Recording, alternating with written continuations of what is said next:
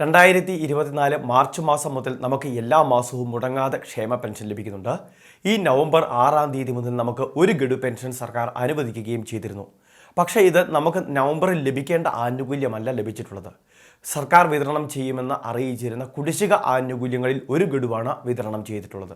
അതുകൊണ്ട് തന്നെ ഈ മാസം 20-ന് ശേഷം വീണ്ടും നമുക്ക് സഹായ വിതരണം ഉണ്ടായിരിക്കുമെന്നാണ് ഇപ്പോൾ സർക്കാരിൻ്റെ ഭാഗത്തു നിന്ന് ലഭിക്കുന്ന അറിയിപ്പുകൾ. പെൻഷൻ ആനുകൂല്യങ്ങൾ വളരെ വേഗത്തിൽ തന്നെ നൽകി തീർക്കുന്നതിന് വേണ്ടി 4-5 മാസത്തെ കുടിശ്ശിക ശേഷിക്കുന്നതും വളരെ വേഗത്തിൽ നൽകി തീർക്കുന്നതിന് വേണ്ടിയാണ് സർക്കാർ ഇപ്പോൾ പരിശ്രമിച്ചുകൊണ്ടിരിക്കുന്നത്. വരുന്ന വർഷം സംസ്ഥാനം കാത്തിരിക്കുന്ന നിലവിൽ പഞ്ചായത്ത് ഇലക്ഷന് മുന്നോടിയായിട്ട് നൽകേണ്ട എല്ലാ കുടിശ്ശിക ആനുകൂല്യങ്ങളും നൽകുന്നതിന് വേണ്ടിയുള്ള കഠിന പരിശ്രമത്തിലാണ് സംസ്ഥാന സർക്കാർ.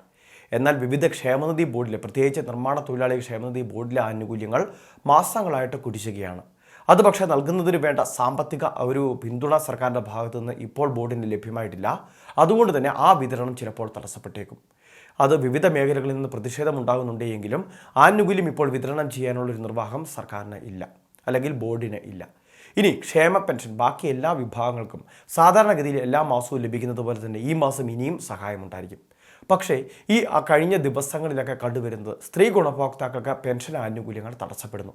പ്രത്യേകിച്ച് വിധവാ പെൻഷൻ വാങ്ങുന്നവരും അതോടൊപ്പം തന്നെ അവിവാഹിത പെൻഷൻ ആനുകൂല്യങ്ങളൊക്കെ വാങ്ങുന്നവർക്കൊക്കെയാണ് ഈ ആനുകൂല്യം തടസ്സപ്പെട്ടിട്ടുള്ളത്. സ്റ്റാറ്റസ് പരിശോധിക്കുമ്പോൾ കാണാൻ സാധിക്കുന്നത് നോൺ റീമാരേജ് സർട്ടിഫിക്കറ്റ്, പുനർവിവാഹിതയല്ല എന്ന് തെളിയിക്കുന്ന സർട്ടിഫിക്കറ്റ് അല്ലെങ്കിൽ സാക്ഷ്യപത്രം ഹാജരാക്കിയിട്ടില്ല എന്നാണ് കാണാൻ സാധിക്കുന്നത്. അപ്പോൾ അങ്ങനെയുള്ളവർ വീണ്ടും അക്ഷയ കേന്ദ്രങ്ങൾ വഴി അപേക്ഷ വെച്ച് വില്ലേജ് ഓഫീസിൽ നിന്നും സർട്ടിഫിക്കറ്റ് കരസ്ഥമാക്കണം. ഇത് പഞ്ചായത്തിൽ അല്ലെങ്കിൽ ഇത് അപ്ലോഡ് ചെയ്തെങ്കിൽ മാത്രമേ കൃത്യമായിട്ട് നമുക്ക് ആനുകൂല്യം വീണ്ടും പുനഃസ്ഥാപിച്ച് ലഭിക്കുകയുള്ളൂ. ഇനി ഇത്രയും ദിവസം നമുക്ക് കുടിശ്ശിക വന്നതുകൊണ്ട് തന്നെ ഈ കുടിശ്ശിക വരുന്ന ആനുകൂല്യം രേഖ സമർപ്പിച്ചാലും നമുക്ക് ലഭിക്കുന്നതല്ല. പിന്നീട് അനുവദിക്കുന്ന ഓരോ മാസത്തെയും സഹായമായിരിക്കും സ്ത്രീകൾക്ക് ലഭിക്കുക. അതുകൊണ്ട് തന്നെ ആനുകൂല്യം മുടങ്ങിയിട്ടുണ്ടെങ്കിൽ സ്റ്റാറ്റസ് പരിശോധിക്കുക എന്നുള്ളതാണ് ഏറ്റവും പ്രധാനപ്പെട്ട ഒരു കാര്യം. നമ്മുടെ ആധാർ നമ്പർ മതി, അല്ലെങ്കിൽ പെൻഷനർ ID അറിയാമെങ്കിൽ അത് മതി. അതുപയോഗിച്ച് നമുക്ക് സേവനയുടെ പെൻഷൻ വെബ്സൈറ്റിൽ സ്റ്റാറ്റസ് പരിശോധിക്കാം. ഇതിൽ എല്ലാ വിവരങ്ങളും, അതായത് അടിസ്ഥാന വിവരങ്ങൾ എന്ന് പറയുന്ന ഭാഗത്ത് എന്തെങ്കിലുമൊക്കെ നമ്മൾ വിട്ടുപോയിട്ടുണ്ടെങ്കിൽ, രേഖകൾ സമർപ്പിക്കാൻ വിട്ടുപോയിട്ടുണ്ടെങ്കിൽ അതെല്ലാം കാണാൻ സാധിക്കും. അത് എത്രയും വേഗം തിരുത്തുന്നതിന് വേണ്ടി ശ്രദ്ധിക്കണം. ഇനി അതോടൊപ്പം തന്നെ മസ്റ്ററിങ് ചെയ്യാത്തത് മൂലം ആനുകൂല്യം തടസ്സപ്പെട്ടവരുണ്ട്. മസ്റ്ററിങ് ഇപ്പോൾ സർക്കാർ നിർത്തിവെച്ചിരിക്കുകയാണ്. ഇനി ഇളവുകളോടെ ആരംഭിച്ചെങ്കിൽ മാത്രമേ അവർക്ക് പെൻഷൻ ആനുകൂല്യങ്ങൾ ലഭിക്കുകയുള്ളൂ. അല്ലാത്ത പക്ഷം എല്ലാ മാസങ്ങളിലും തുക അനുവദിക്കും, പക്ഷേ ഇവരുടെ അക്കൗണ്ടിലേക്ക് മാത്രം തുക ക്രെഡിറ്റ് ആവില്ല. പിന്നീട് എന്നാണോ മസ്റ്ററിങ് ചെയ്യുന്നത് അതിനുശേഷം മാത്രമായിരിക്കും ആനുകൂല്യം ലഭിക്കുന്നത്.